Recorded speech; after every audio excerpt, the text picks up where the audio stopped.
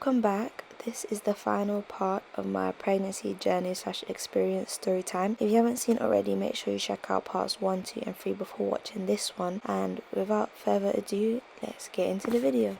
This is now no longer third trimester, this is fully labour and delivery. Saturday the 20th of June 2020, that is when I started my contractions. I think my full labour actually started the night before on the 19th of June around 11 p.m. I started bleeding, not a lot but a little bit of blood, and I remember feeling very constipated, like I really wanted to go poo. I really needed to poo, but I was on the toilet and I kept pushing but nothing was coming out, so I'm like, what's wrong? I saw a little bit of blood and I was like, oh my god, I'm worried. And throughout the whole night I kept needing to go to the toilet. I kept wanting to poo, but every time I went to the toilet I could not poo, but I felt like I had to push something out. The whole night I kept crying because I couldn't sleep. I kept going to toilet back and forth, like I did not sleep that night because I really wanted to poo, but the poo just didn't want to come out, and there was always like a speck of blood every time. And so around 5 or 6 I called the hospital and I just told them what was going on with me. The midwife said, you might as well come in, we'll just check you. If you're not in labor we'd have to send you home, but we'll come and check anyways just to be sure, because you might be. I went to the hospital around 7:20 a.m. and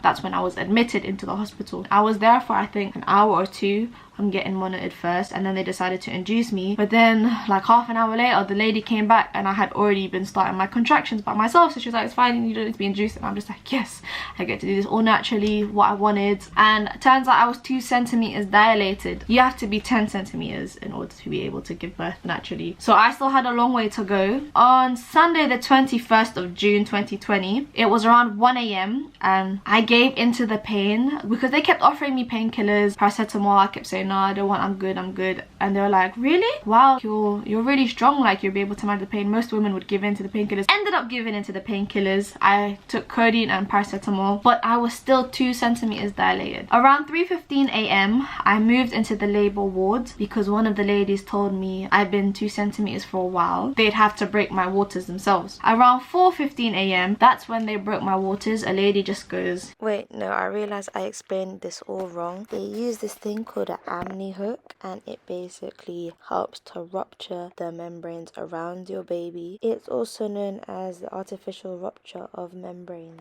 It doesn't hurt, it's an uncomfortable feeling, but you feel like just a gush. Well, for me it was in between a gush and a trickle, like you'd feel it come out, like it wasn't a lot, and I was 3 centimeters dilated from that point. Around 12:50 p.m. they checked me again and I was only 4 centimeters dilated, and this is where it started to get worse, because prior to that, I think around 7 a.m. they put a hormone drip in my hand because I wasn't contracting quick enough and my body was still like 3 centimeters dilated for the longest time. So because my contractions weren't my natural contractions, they were basically artificial, my contractions were 10 times worse. Like, this is not what I expected. I didn't want to be induced, I didn't want anything. Like, the contractions were bad. And you know in the movies when you see like women screaming because they're in pain, that was literally me. I managed to hold it off and do all the breathing exercises, and I was able to hack all of the pain for a while until they put the hormone drip in my hand. I was screaming, like I was genuinely screaming my lungs off because that's how much it hurt. Contraction, for those who don't know, you know when you get period cramp, it's like that but 10 times worse. And so around 2 p.m. I opted for epidural. I was like, fuck it, let's just get the epidural. I need some painkillers in me. I just need to feel numb because this does not feel good, and I still felt like I needed to poo, like I really had to poo. Okay, so I decided to use my phone because my camera died and I want to get this video over with before the sun goes down, and because I can't be asked to film everything all over again on a separate day. That was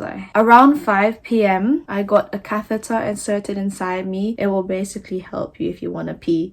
They just stick it up there, and if you want to pee just let it out, and then it goes into the little bag that's connected to it. That doesn't hurt at all, it's just a bit uncomfortable, but then you just get used to it being inside. And at that point I was 6 centimeters dilated, so I'm just thinking like, oh, 4 centimeters to go, I can do it, we'll do this very quickly, I'll make it and do this all naturally and get this over and done with. 3 hours later, around 8 p.m. doctors came in, bare doctors came in, and I was all worried like, why is there so many doctors here? And they were like, oh, you've got an infection, you're on antibiotics so you're okay, however you got an infection because your son pooed inside you. He basically had meconium poisoning, which is when he poos inside of you and then he swallows his poo. So that happened. They were mainly concerned about the baby, so they said we have to get him out of you as soon as possible. So we couldn't even wait anymore for me to give birth naturally. Like, they have to get him out of me as soon as possible. It's dangerous for him to swallow the poo. So everything on my birth plan did not happen.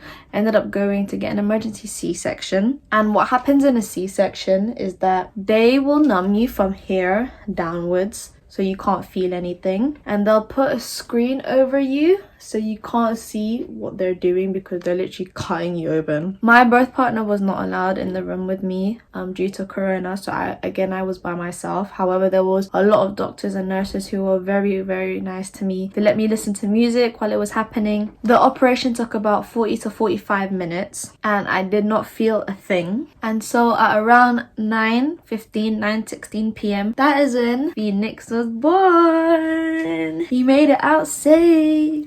For those horoscope junkies, he's a Gemini, but some people say he's a Cancer, so I kind of put him as a Gemini Cancer, but I don't know. I move more towards the Gemini because I'm a Gemini, May 22nd, but his dad is June 24, so that's like 3 days after. So his dad's a Cancer. They sewed me up fine, everything was okay, did his injection. I saw him for the first time and they put him against my face because I couldn't move, like my body was numb, like I was literally like I couldn't move, and I was crying so much because I'm like, oh my god, my baby boy, like I love him so much. And he was just crying, he was full of blood and he was crying and he just smelled so disgusting, but I knew I loved him to pieces in that moment. Monday 22nd of June 2020, an hour or two after the delivery, his oxygen rate began to get really, really high, and I think because of the meconium in his system, it caused all of that to happen. It caused like all these complications, and then he had to be sent to the ITU and I was in the labor ward by myself. I remember feeling emotions of guilt and stress. I felt guilty because he pooed inside me, and I was told that sometimes a baby will do that if they're stressed, and I remember saying to myself, like, what did I do to make him so stressed? Like, what did I do? What? And I remember getting like really random episodes of crying, like very, very random episodes. I just cry for no reason, but then I'd end up thinking like it was my fault that he's in the ITU. I kept blaming myself. All of these mums, they have their babies right next to them, like in little cots next to them, and my baby's literally upstairs, like I'm nowhere near my baby, I just want to be near him. I remember feeling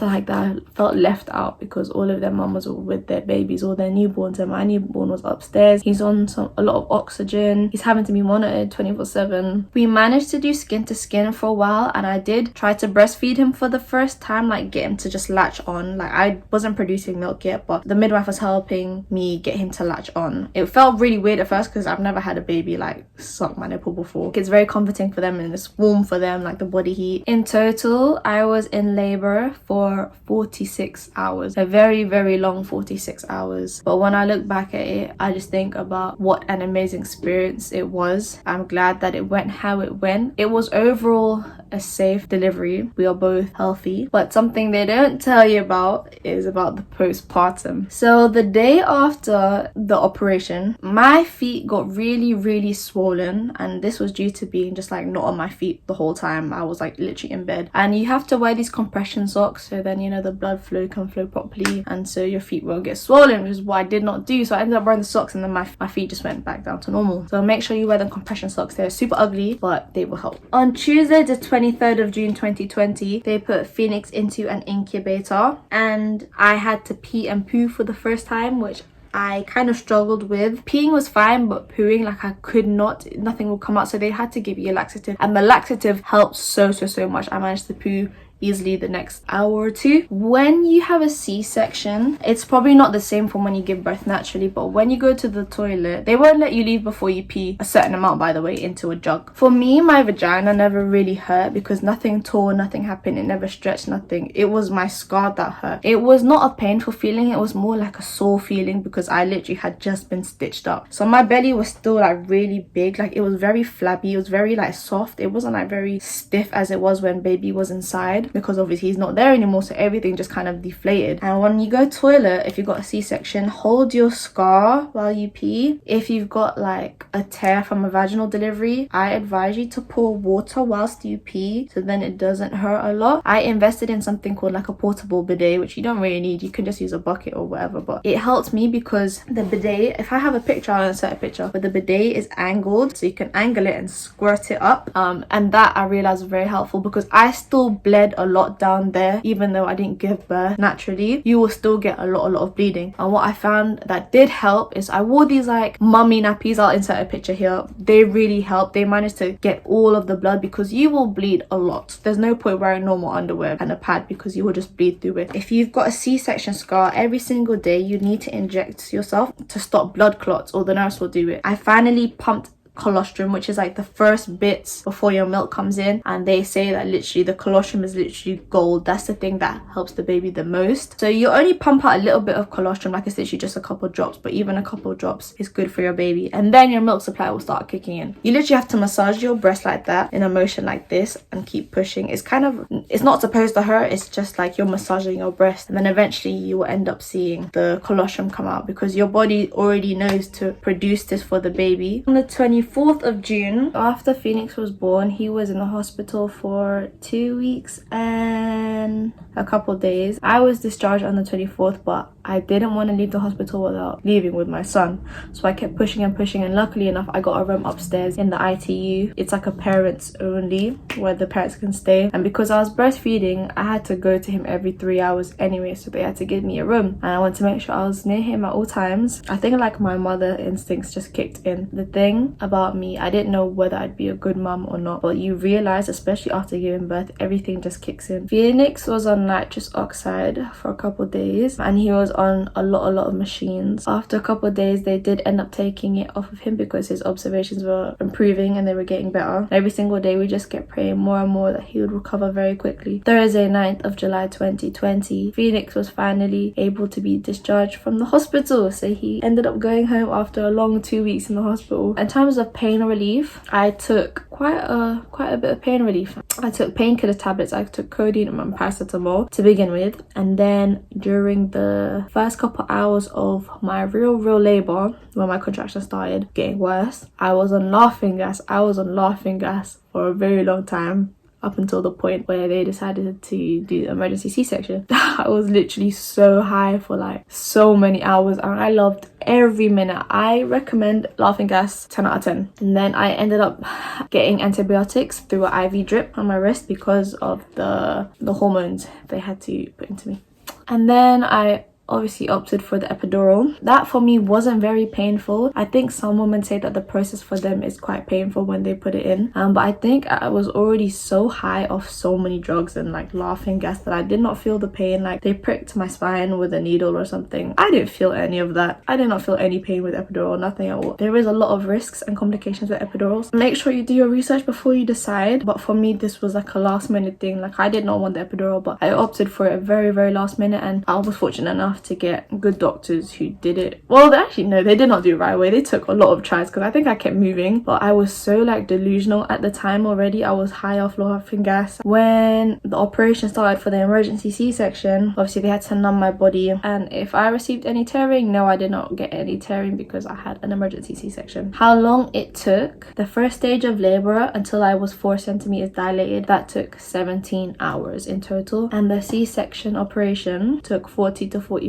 minutes. Afterwards, the medication that they had to give me, so I received 3 types of painkillers. I received ibuprofen, codeine and paracetamol. I received antibiotics through a drip for the first I think 24 hours, and then they took out the drip and gave me the tablet form, and then I also got another blood thinner injection. You have to take it for 10 days. You either do it through your belly like there, or I think the nurse also put it in your thigh if you wanted to. I kind of opted for both. I alternated on different days. For the injection, sometimes you have to do it yourself, and it just stops blood clots from happening. And then I was given a stool softener. You need to take them laxatives because it will be hard to poo for the first couple days. And then I started to take my pregnant care vitamins again. However, it was the breastfeeding ones. We weren't allowed visitors at all except for the birth partner, so he visited me quite a lot, and Phoenix. After Phoenix got discharged on the 9th of July, we all went home and he got to meet the family for the first time, and that is literally how my pregnancy, labor and delivery and postpartum went. Sorry if this video was kind of long. If you want to like this video, subscribe, share it. If you want to comment, do your thing. Feel free to DM me or put a comment if you want to see more videos like this, like more mum videos, like stuff I packed for the hospital with my bag and then baby's bag, essentials that I thought I needed and ended up not needing. There's quite a lot. Things I ended up buying for the house, advice and tips, or if you want like a Q&A, let me know. I'll be more than happy to do so. So thank you again for watching, and I'll speak to you guys next time.